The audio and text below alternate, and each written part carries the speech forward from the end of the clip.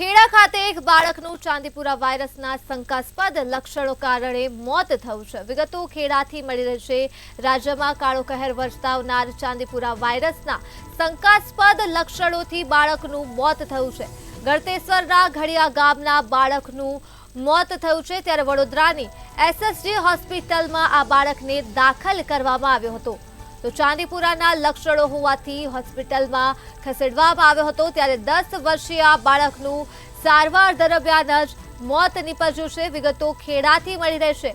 ખેડામાં બાળકનું ચાંદીપુરાના શંકાસ્પદ લક્ષણોના કારણે મોત નીપજ્યું છે, ત્યારે ગળતેશ્વરના ઘડિયા ગામના બાળકનું મોત થયું છે ચાંદીપુરા વાયરસના શંકાસ્પદ લક્ષણોના કારણે। ત્યારે વડોદરાની એસએસજી હોસ્પિટલ ખાતે 10 વર્ષીય બાળકને દાખલ કરવામાં આવ્યું હતું, જેનું સારવાર દરમિયાન મોત નીપજ્યું છે। ચાંદીપુરાના લક્ષણો દેખાતા જ આ બાળકને હોસ્પિટલ ખાતે દાખલ કરવામાં આવ્યો હતો, જેનું સારવાર દરમિયાન કરુણ મોત નીપજ્યું છે। ખેડાથી માહિતી મળી રહી છે। બાળકનું ચાંદીપુરાના શંકાસ્પદ લક્ષણોથી મોત થયું છે, ત્યારે ગળતેશ્વરના ઘડિયા ગામનું બાળકનું મોત થયું છે। વિગતો મળી રહી છે। ખેડા ખાતેથી બાળકને વડોદરાની એસએસજી હોસ્પિટલમાં દાખલ કરવામાં આવ્યો હતો। તો આ મુદ્દે જ આપણી સાથે સંવાદદાતા ભાવેશ ફોનલાઈન પર જોડાઈ ચૂક્યા છે। જી ભાવેશ, ખેડામાં બાળકનું ચાંદીપુરાના શંકાસ્પદ લક્ષણોના કારણે મોત થયું છે, શું છે વધુ વિગતો?